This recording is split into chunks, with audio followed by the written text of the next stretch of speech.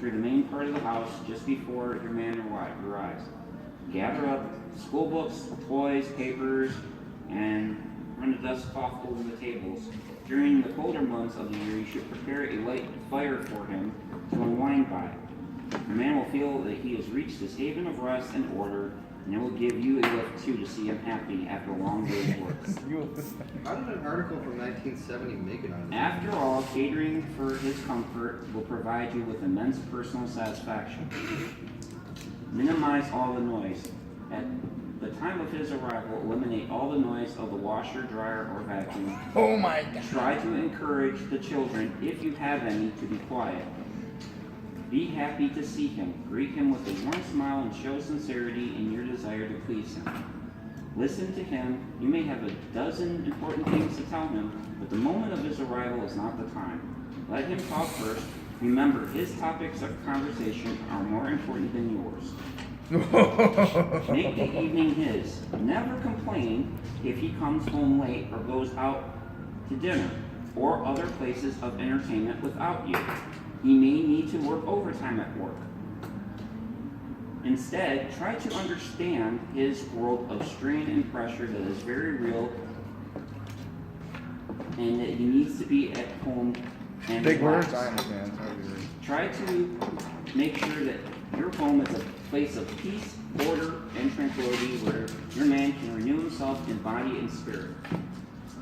Don't greet him with complaints and problems. Don't complain if he's home late for dinner or even stays out all night. Count this as minor compared to what he might have gone through that day. Make him comfortable, have him lean back in a comfortable chair, or have him lie down in the bedroom and have a cool, warm drink ready for him. Arrange the pillow and offer to take off his shoes. Speak in a low, soothing, pleasant voice. Don't ask him questions about his actions or question his judgment or integrity. Remember, he is the master of the house, and as such will always exercise his will with fairness and truthfulness.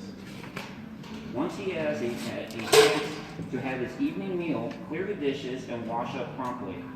If your man should offer to help to do this, decline his offer, as he may feel obligated to repeat this offer after a long working day. He does not need the extra work. What in the hell is going on over here? Instead, encourage your man to pursue his hobbies and interests and be supportive without seeming to encroach on his time. If you have any low hobbies yourself, try not to bore him speaking of these, as women's interests are often rather trivial compared to men's. At the end of the evening, tidy up the home, ready for the morning, and again think ahead to his breakfast needs. I gotta introduce you to my fiance. She probably kicks your ass. Your husband's breakfast is vital if he is to face the outside world in a positive fashion. He wants his Burger King. Once you have both retired to the bedroom, prepare yourself for bed as promptly as possible. While feminine hygiene is of the utmost importance, your tired man does not want to which means wait for the bathroom, as he would have to do this for the train. But remember to look your best when going to bed. Try to achieve a look that is welcoming without being obvious. If you need to apply face cream or hair rollers, wait until he's asleep, as this can be shocking to a man last thing at night.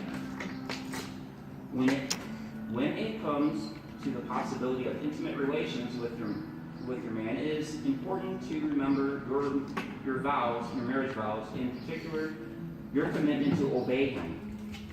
If he feels he needs to sleep immediately, then so be it. Do not bother him any further.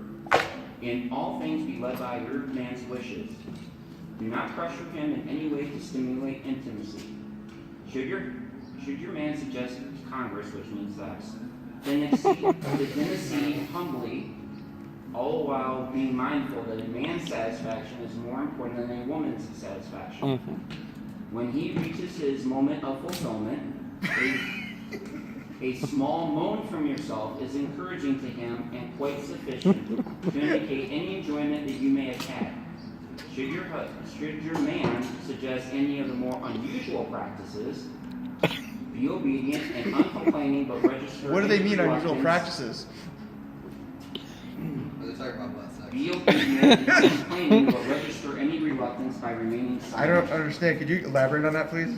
It is likely that your man will then fall properly asleep, so adjust your clothing, freshen up, and apply your nighttime face and Collect your money and leave. You may then set the alarm so that you can arrive shortly before him in the morning. This will enable you to have morning cup of coffee ready for when he awakens. There you go.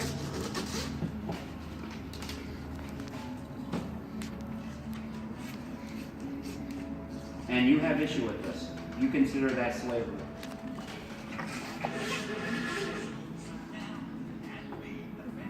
Thank you, Ed.